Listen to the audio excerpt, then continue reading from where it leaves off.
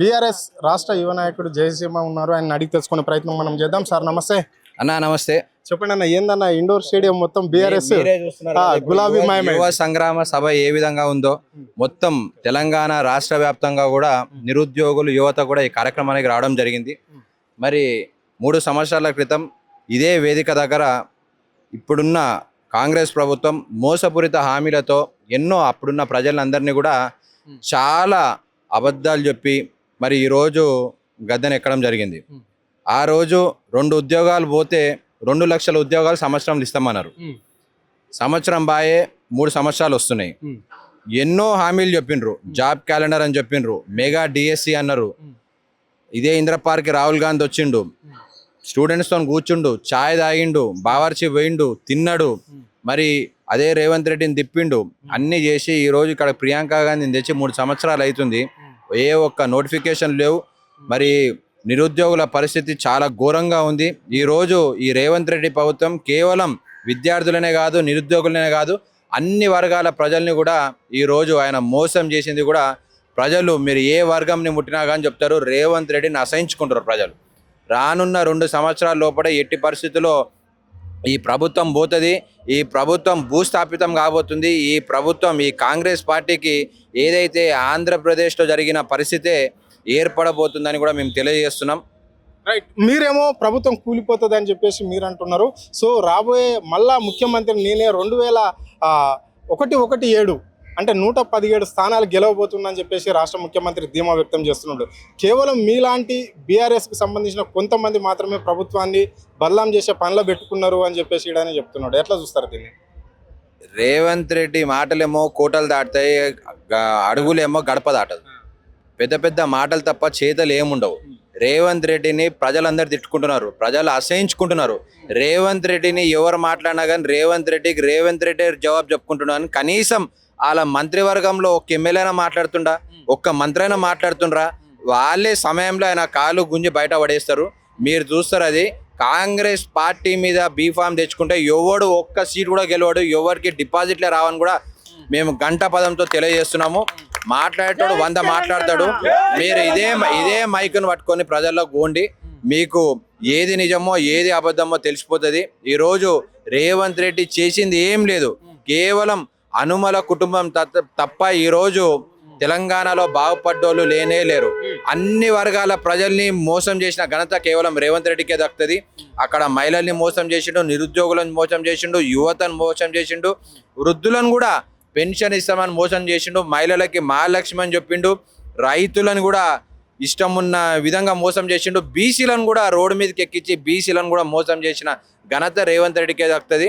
రేవంత్ రెడ్డి మీరు చూస్తూనే ఉండండి, ఎట్టి పరిస్థితుల్లో మీ సీటు మీరు గెలుచుకుంటే చాలా మహా గొప్ప అని కూడా మేము సందర్భంగా తెలియదు. మనతో పాటు బీఆర్ఎస్ రాష్ట్ర నాయకుడు ఫయాజ్ ఉన్నారు. ఆయన అడిగి తెలుసుకునే ప్రయత్నం మనం చేద్దాం. అన్న నమస్తే.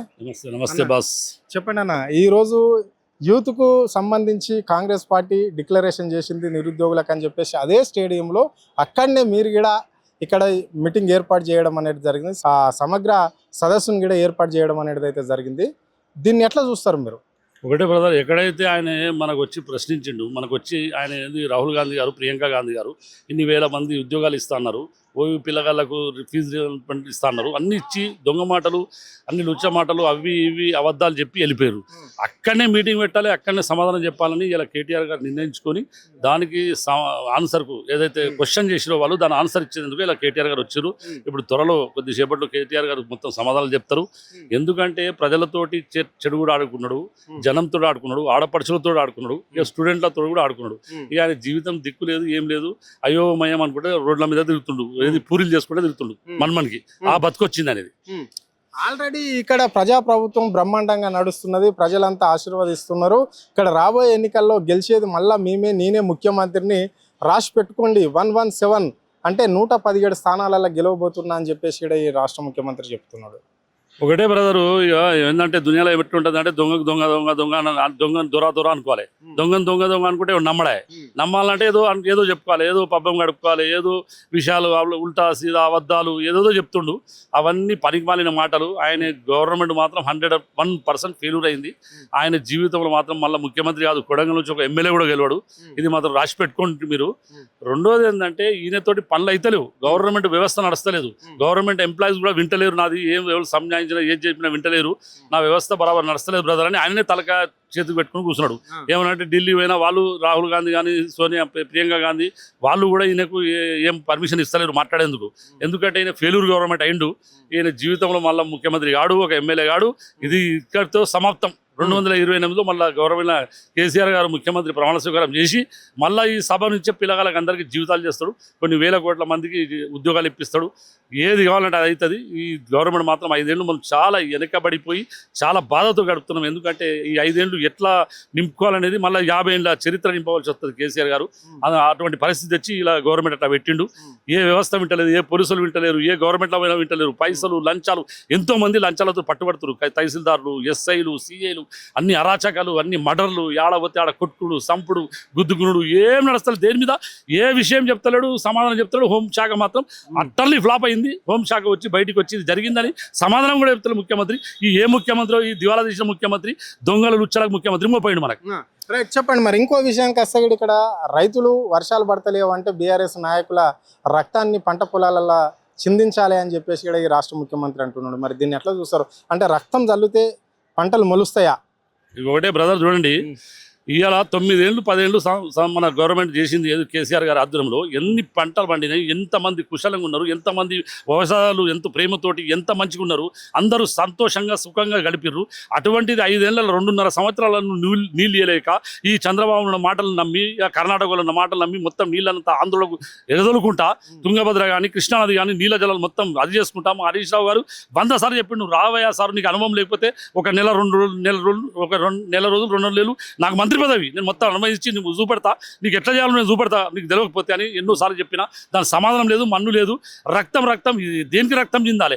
12,000 మంది 1,200 మంది విద్యార్థులతోటి రక్తం చిందించి తెలంగాణ తెచ్చింది. ఇంకెంత రక్తం చిందమంటారు? ఆ రక్తం ఎంతో నువ్వే పెట్టరాదు, ఆ రక్తం కోసి అందరు పంచరాదు, నువ్వే నీ రక్తం అందరికి తెలంగాణ మొత్తం పంచుదాం చేసిన లంగ పనికి, లుచ్చ పనికి. Okay, right. మరి ఇంకా ఎట్లా చూస్తారు ఇప్పుడు ఈ రాష్ట్ర ముఖ్యమంత్రి వ్యాఖ్యలను? ఏ విధంగా చూస్తారు?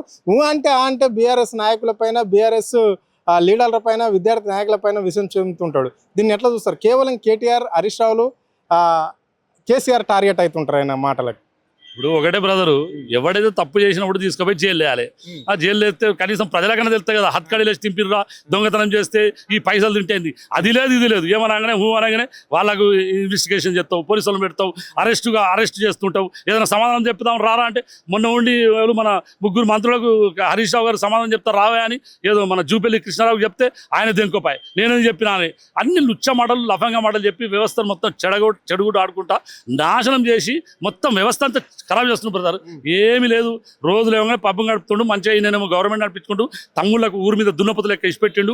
మొత్తం జాగల భూములు ఏడ గలబడితే ఆడ దోచుకున్నారు. అరే ఇదే టైంలో దోచుకోర్రా నా కొడక అంటే మొత్తం డబ్బంతా భూములంతా దోచుకొని వాళ్ళు ఆకాశం ఎత్తినంత పైసలు సంపాదించుకుంటారు. ప్రజల గురించి మాత్రం ఒక్క నిమిషం కాదు, ఒక సెకండ్ కూడా వాళ్ళకి టైం లేదు, అది చేయరు వారు, వాళ్ళతో కాదు. రైట్, ఇది పరిస్థితి.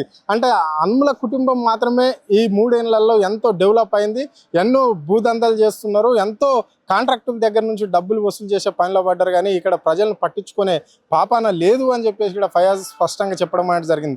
ఈరోజు ఏదైతే 3 సంవత్సరాల క్రితం యూత్ డిక్లరేషన్ ఇక్కడ కాంగ్రెస్ పార్టీ చేసిందో దాన్నే ప్రశ్నించడానికి ఈరోజు భారీ ఎత్తున కూడా ఈ సదస్సును ఏర్పాటు చేయడం అనేది జరిగింది అని చెప్పేసి చెప్పడం జరిగింది. ఇక రాబోయే కాలంలో వచ్చేది బీఆర్ఎస్ ప్రభుత్వమే కాబట్టి యువతకు కావచ్చు, రైతులకు కావచ్చు, యావత్ ప్రజలకు కావచ్చు, అన్ని ఏదైతే కేసీఆర్ హామీ ఇస్తాడో అవన్నీ నెరవేర్చే కోణంలా ఉంటుంది ఈ ప్రభుత్వం. బీఆర్ఎస్ ప్రభుత్వాన్ని నమ్మాలి, మళ్ళీ బీఆర్ఎస్ ప్రభుత్వం అధికారంలోకి రావాలి అని చెప్పేసి కూడా ఆయన స్పష్టంగా చెప్పడం జరిగింది. కెమెరా పర్సన్ కళ్యాణ్తో అరుణ్ ఆద్య టీవీ, హైదరాబాద్.